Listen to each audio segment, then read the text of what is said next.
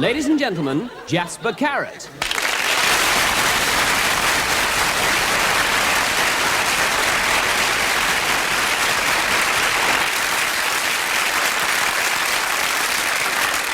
Thank you very much. Good evening.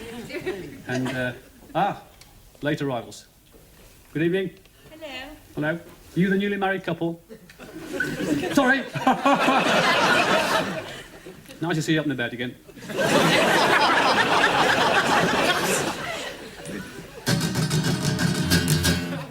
Well, it's in tune, so we'll get on with it. And, do you like the lovely strings? Isn't that... I've got a deal going on strings, you know. I'll buy all the Bay City Rollers cast-offs. I mean, they're not exactly new, but they're not used, are they? So what I'd do tonight, this week, is to talk about Birmingham.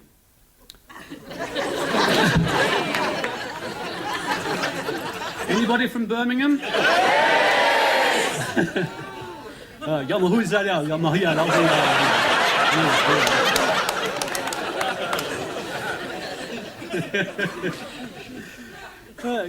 I actually born and bred there, and still live in Birmingham.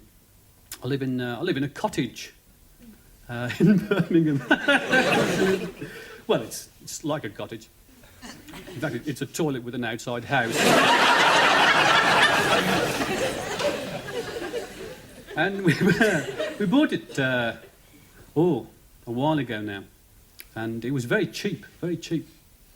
And when we went to have a look at it, the estate agent showed us around about 3 minutes flat, and he was brilliant, you know, and avoided all the niggly questions like, where's the door? And what are the trout doing in the damp course?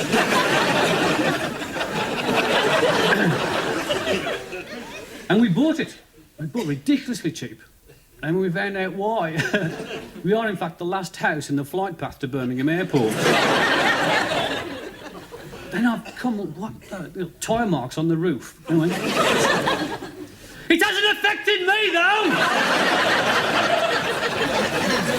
Hey? It's great fun watching the Aer Lingus planes coming sideways. What?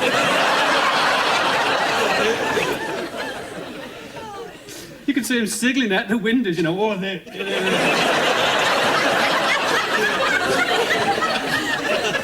Big L on the tail. Oh, dear. We've just had our cesspit finished. Yeah, I didn't know what one was, you know, till I got the bill. 800 quid. Hey, all that just for cess.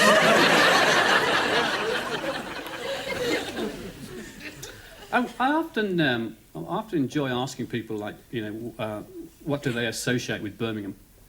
And usually it's holidays. The bull ring. Most people have heard of the bull ring, but it's perhaps its best known landmark now is Spaghetti Junction. And you've obviously never been on Spaghetti Junction, or you wouldn't be here now. And isn't it strange how names catch on? Because, I mean, it's not officially called Spaghetti Junction. I mean, its official title is, in fact, the Midlands Motorway Link System. It's the locals call it Spaghetti Junction, you know, basically because they made a right bolognese of the whole of it. Right. But you've got three major motorways coming together. You've got the M1, the M5 and the M6, you know, and like there's 6A roads come into it as well, and 4B roads and a couple of cul-de-sacs. Like, it's cut the time of getting through Birmingham by about a week. And it was opened by the Queen Mother. Quite a day for Birmingham. We don't get royalty very often. I think the last one we had was Nehru. And the city council thought, like, you know, royalty, splash out of it. So they bought about 150 Union Jacks for the kids, right? And just moved them up the road every sort of half an hour. Took the Queen Mother on a detour. Are the kids ready? Yeah, send her past. And we had a carpet from the airport into Birmingham, which is like 7 mile, and it's 3 foot wide. Car missed it completely. And they bought about £10,000 worth of army surplus bunting. Are Have you ever seen army bunting? No. It's camouflage colour. You couldn't see it. No. They're still looking for it. No? And they forgot the ribbon that the Queen Mother had got to cut, and they strung this great big length of electricity cable across the motor. Right. Gave the Queen Mother a great big pair of calipers, and she's there trying to... all the traffic's rushing by because it opened the day before.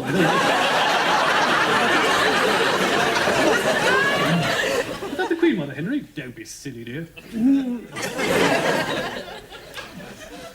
You can always tell. This is tip. If ever you use Spaghetti Junction, right, you can always tell people who aren't from Birmingham. Stand out them on. Because, like, basically, if you're from Birmingham and you know Spaghetti Junction, you drive on the inside lane. That's all you ever do. It's 6 lanes wide, right? Never touch the other 5, just the inside lane. And don't move. You can always tell people from outside Birmingham, they're behind you going, what the bloody hell's going on? You don't see me. Oh, stuff this. Mugs. Until they try and get off and everybody's on the inside lane going, no chance.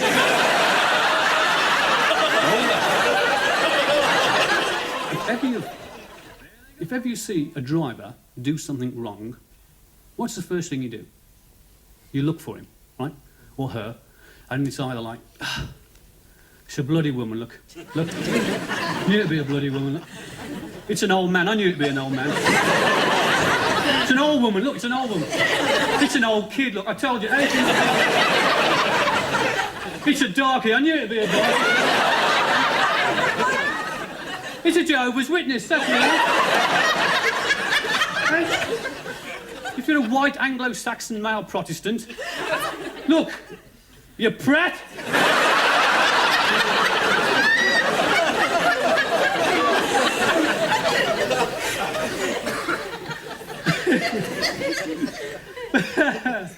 Yeah, I tell you, I bet the funniest thing in the world, for me personally, I'd like to do it for you, if I can.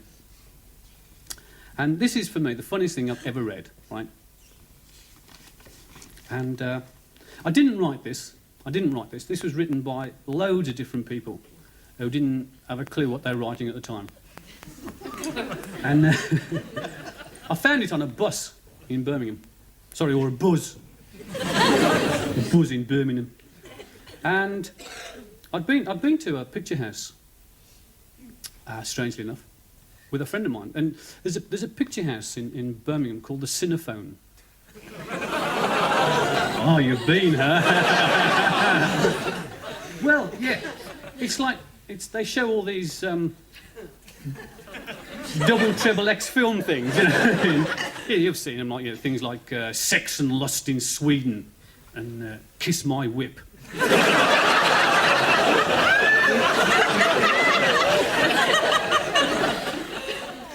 And I'd been to see a film called Last Tango in Paris, you see, and someone said, well, if you like that, you know, it's the Cinephone for you. So I went along with a mate of mine, George, because he'd never seen these sort of films either, you know. And we popped along there. And I don't think I've ever been so bored in all my life. I won't ask you whether you've been, because, like, you'd never admit it anyway. But really,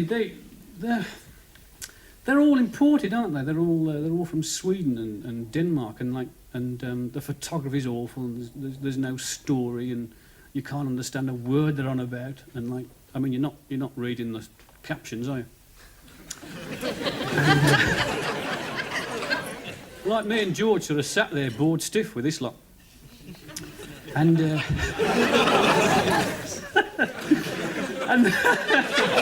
I can wait. And after a while, we decided to leave. And it was about 10 to 4 in the afternoon, something like that. And we'd been in about 3 days, I suppose. Give or take a bit, you know.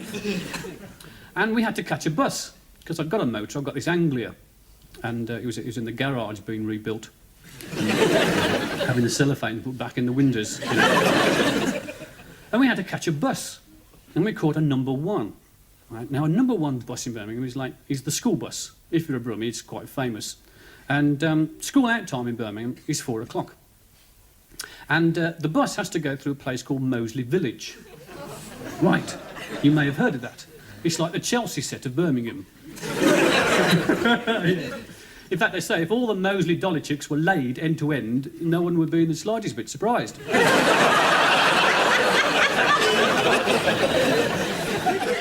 And in Moseley, there's a school there called Moseley Mixed. It was called Moseley Grammar. Well, very good school, because I used to go there. And excellent school. No problem about that. And in fact, I got 2 O-levels there. Nothing to it, really. I got maths and art. Not a great start in life, is it, maths and art? I was painting computers for about 4 years.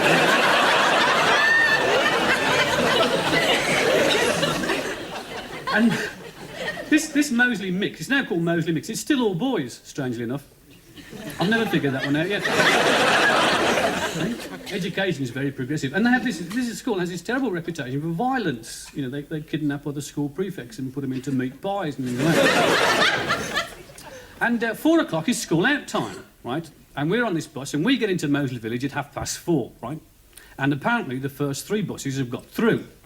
Right? And we're on the one, right, they're going to stop. And I was like, there's 400 of them in the middle of the road. Me and George are sitting on the top. I said, they're not getting on here, are they, George? They are. They ripped the door off. 400 on the top deck. The conductor was terrified. No idea, tell him.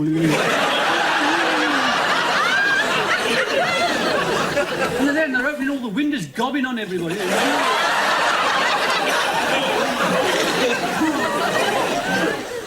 And me and George are in between the front seats, see, on the floor. Oh, they're maniacs, you know, coming at you with rulers. Want a joint, man? Don't eat meat. And I'm reading a copy of the Times, you see, with a Beano in. Old habits die hard.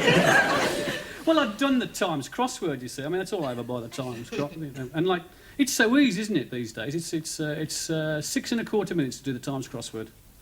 Very easy. I still do it on the bus to impress people, you know, Times crossword. Must be a professor. I always leave it on the seat for them when I get off, you know. And they pick it up and they start reading words like "Wugga-humph-de-woof."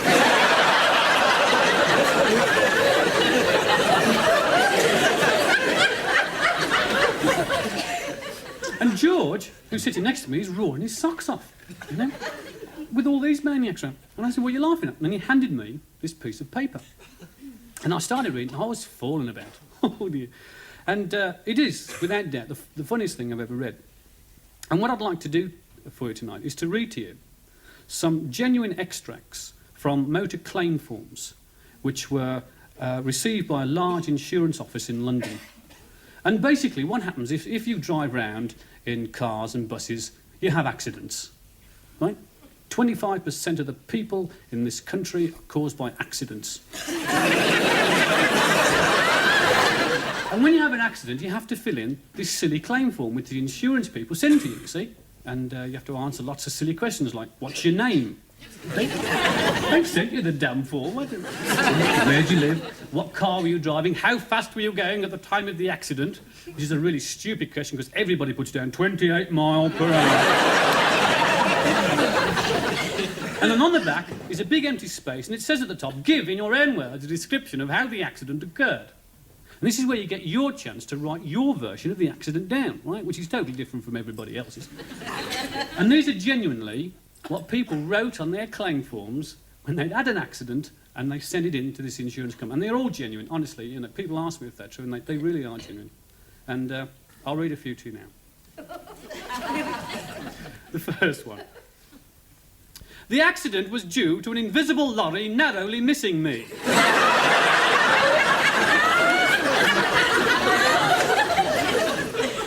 I ran into a stationary tree coming in the other direction.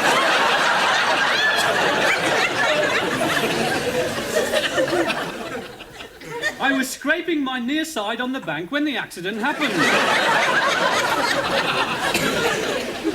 The other man altered his mind and I had to run over him. I bumped into a lamppost which was obscured by human beings.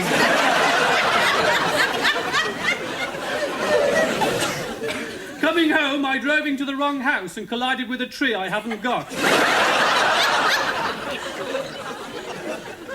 The accident was caused by me waving to the man I hit last week. I blew my horn, but it would not work as it was stolen. I thought the side window was down, but it was up when I found out when I put my bloody head through it. This is the best one. I knocked over a man, he admitted it was his fault, that he'd been knocked down before.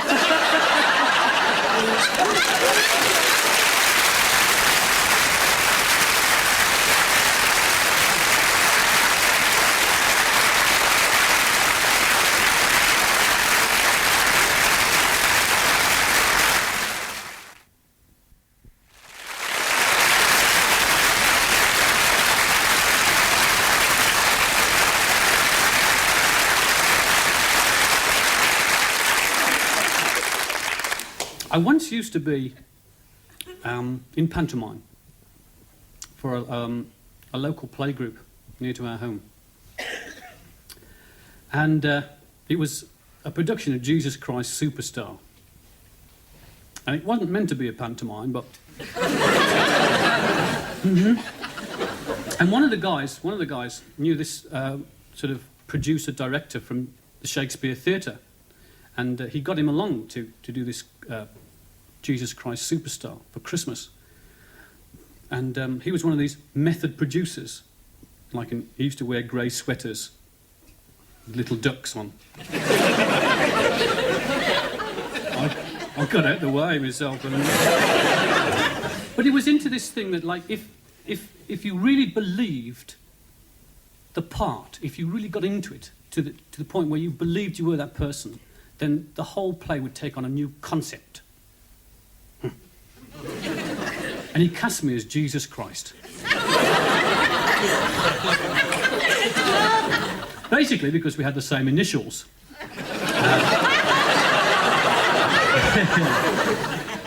Also because we were both born in a barn. And it really worked. It really worked. It was amazing how you got into it. And even when I sort of finished rehearsing, I was really into the part, and after the play, I just couldn't get rid of the pun. I was walking around Birmingham blessing people. I nearly drowned twice trying to walk across the local pond. And I was a knockout at turning wine into water.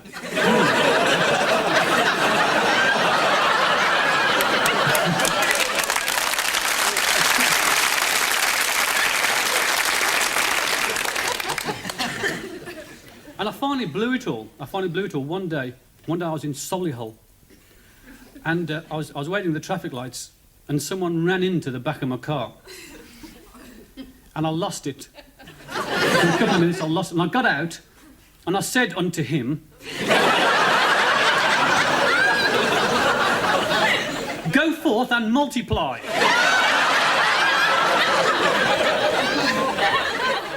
I mean, not so many words, really.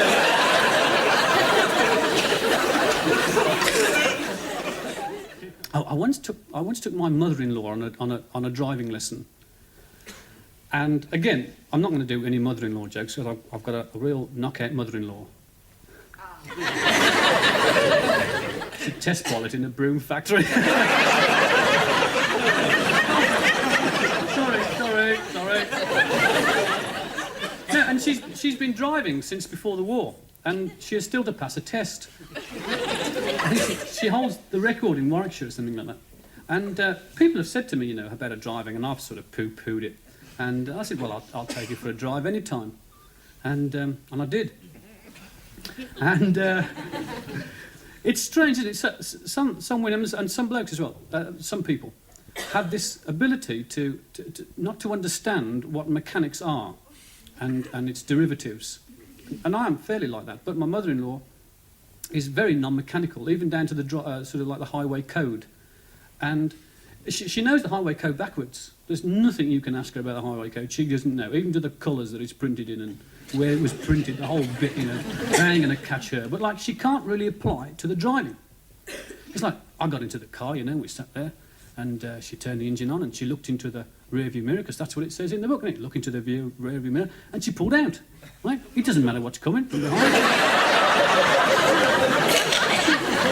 She looked into the rear-view mirror, it's safe to pull out. It's a 10-ton truck up my backside. So, like, we're driving along, we've been about 10 minutes, and we're missing all the parked cars because we're driving on the pavement. And we're sort of pottering along, and we're watching all the pedestrians rush by. You know. Hi there, mother-in-law.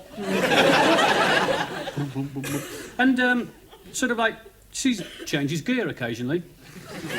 She doesn't know what the gear stick does. It puts oil into the brake system. It's time to change gear. Sometimes she does it with the clutch as well.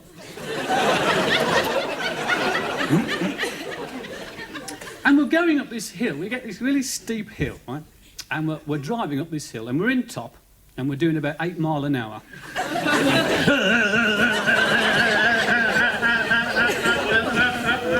I thought the car will never make it. The people are driving by going, what the hell is going on? Mother-in-law. I thought the car will fall to bits. And we got to the top of this hill with about 2 inches to spare. I thought, thank God for that. And she slapped it into second and went... I'm running down this hill like 18 G-force on me face. Passing everything that passed us, coming up. I couldn't get my breath. And you know, she's been driving for something like 35 years and she's never had an accident, do you know that? She's seen thousands. Anyway, that brings us to the end of the show. Doesn't it go quick? Yeah. And I'd just like to say thanks very much for coming along. And if you're driving home, I'm going back up the Edgware Road, so be careful of the bike. Those onions are really heavy, I tell you. Anyway, thank you very much indeed. Good night.